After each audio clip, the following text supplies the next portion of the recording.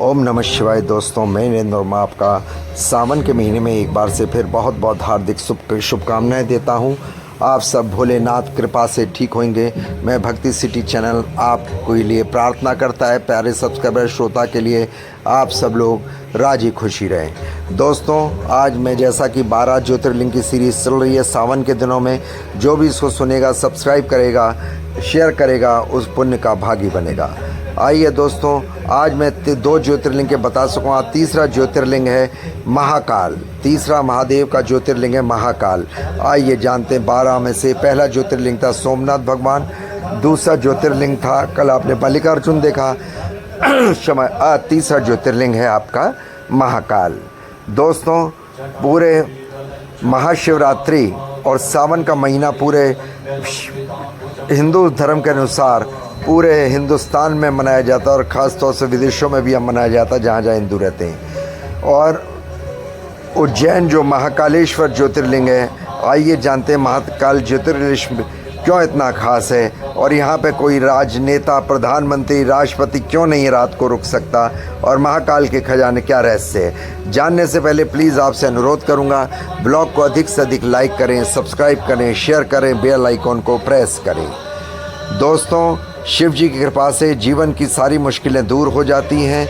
और दोस्तों, ये जो देश में सबसे खास पूजा जो होती है सावन के महीने शिवरात्रि की 12 ज्योतिर्लिंग में होती है, यहाँ बहुत भीड़ होती है। उनमें से एक उज्जैन महाकाल ज्योतिर्लिंग भी है जो सबसे रहस्यमयी माना जाता है। आइए जानते हैं उज्जैन महाकाल का इतना खास क्यों है। फिर कहता हूँ, उज्जैन की पुण्य भूमि के नाम से जाना जाता है। 12 ज्योतिर्लिंग में से एक ज्योतिर्लिंग में से एक, ये विशेषकर महाकालेश्वर ज्योतिर्लिंग तीसरा ज्योतिर्लिंग है। साथ ही उज्जैन में हजारों संत, ऋषि, ब्राह्मण जाप और तप करने आते हैं। साथ ही यहाँ शुद्ध नदी शिप्रा नदी है जहाँ हर 12 वर्ष में सिंहस्थ कुंभ मेला लगता है।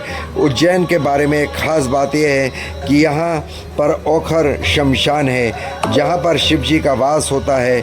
उज्जैन का प्राचीन नाम अवंतिका, उज्जैनी, कनकशृंगा आदि भी है।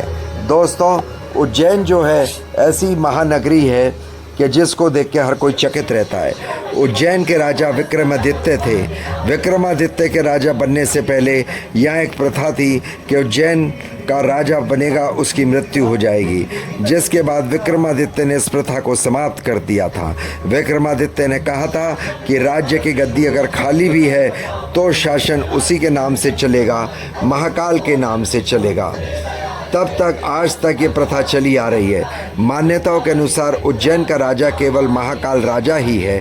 इसलिए आज भी उज्जैन को लेकर यह मान्यता है कि यदि कोई भी वर्तमान में राजा रूपी नेता अर्थात प्रधानमंत्री, राष्ट्रपति, प्रतिनिधि, उज्जैन का चीफ मिनिस्टर, मुख्यमंत्री जो भी शहर की सीमा के भीतर रात बिताने की हिम्मत नहीं करता है तो उसे अपराध दंड भुगतना होगा यदि करता है तो। आखिर क्यों उज्जैन में कोई राजा नहीं रुकता, आइए जानते हैं। जानने पर से पहले प्लीज़ ब्लॉग को लाइक करें, सब्सक्राइब करें, शेयर करें और बेल और कमेंट्स बॉक्स में जय श्री महाकाल लिखे बेल आइकॉन को प्रेस करें।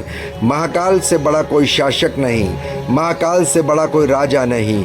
महाकाल राजा के रूप में साक्षात विराजमान हो, वहाँ कोई ऐसा राजा नहीं हो सकता। जिस क्षण से महाकाल उज्जैन में विराजित हुए हैं उस क्षण से आज तक उज्जैन में कोई राजा या रानी नहीं हुआ। उज्जैन के केवल एक ही शासक है, वो है प्रभु महाकाल। पौराणिक कथाओं के अनुसार कोई भी राजा उज्जैन में रात्रि में निवास नहीं करता है क्योंकि आज भी बाबा महाकाल ही उज्जैन के राजा हैं। यदि कोई भी राजा, मंत्री, संतरी यहाँ रात को ठहरता है तो उसे सजा भुगतनी पड़ेगी। वैज्ञानिक ने से भारत को हमेशा से ऋषियों मुनियों का देश माना गया है। उन्होंने जिन चीज़ों को बनाया वह स्थापित किया और वे सभी विज्ञान के नज़र से बहुत खास हैं। साथ ही इसे ऐतिहासिक भी माना जाता है। वहीं शिव मंदिरों का जुड़ना भी आध्यात्मिक विज्ञान दृष्टि से बेहद खास है। दक्षिण दिशा मृत्यु का प्रतिनिधित्व करती है। कहा जाता है कि अवकाश का तारक लिंग, पाताल से हटकेश्वर लिंग और पृथ्वी से महाकाल से बढ़कर अन्य कोई ज्योतिर्लिंग नहीं है। इसलिए महाकालेश्वर पृथ्वी पर अधिपति भी माना जाता है। उज्जैन में एक दक्षिणमुखी ज्योतिर्लिंग है। शास्त्रों के अनुसार दक्षिण दिशा के स्वामी यमराज जी हैं। कहा जाता है जो भी व्यक्ति मंदिर में आके सच्चे मन से भगवान शिव की प्रार्थना करता है उसे मृत्यु के बाद भी मिलने वाली यातनाओं से मुक्ति मिल जाती है। कहा जाता है यहाँ आकर भगवान शिव के दर्शन करने से अकाल मृत्यु टल जाती है और व्यक्ति को सीधा मोक्ष प्राप्त होता है। मैं प्यारे भक्तों आपको महाकाल के खजाने के रहस्य के रूप में बताता हूँ।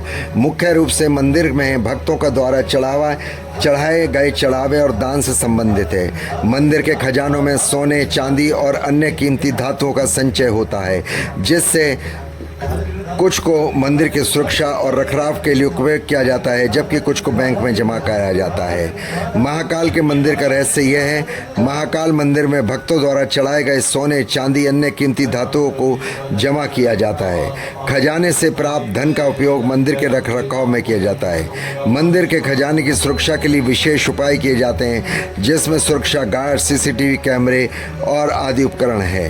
मंदिर में खजाने का जमा धन एक हिस्सा बैंक में जमा किया जाता है। मंदिर प्रशासन द्वारा खजाने के आय व्यय का विवरण सार्वजनिक किया जाता है। महाकाल मंदिर का इतिहास बहुत पुराना है और मंदिर के खजाने का भी एक ऐतिहासिक महत्व है। मंदिर के खजाने के लिए कई पौराणिक मान्यताएं और इसे और भी रहस्यमय बनाती है। महाकाल मंदिर के खजाने के प्रति भक्तों की गहरी आस्था है और वे इसे भगवान का आशीर्वाद मानते हैं। तो दोस्तों, ये मैंने बताया कि महाकाल में रात को कोई राजा, मंत्री, संतरी क्यों नहीं ठहरता और महाकाल के खजाने का रहस्य।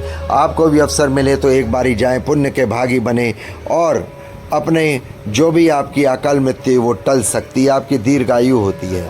प्लीज़ ब्लॉग को अधिक से अधिक लाइक करें, सब्सक्राइब करें, शेयर करें, बेल आइकॉन को प्रेस करें, कमेंट्स बॉक्स में जय श्री महाकाल लिखकर पुण्य के भागी बने और आप एक बारी महाकाल जरूर जाएं। जय श्री महाकाल। एक बार से फिर सावन के महीने की प्यारे सब्सक्राइबर, श्रोता भक्ति सिटी चैनल की तरफ से सबको हार्दिक शुभकामनाएं। जय श्री आराम, ओम नमः शिवाय, जय श्री महाकाल राजा, जय श्री महाकाल।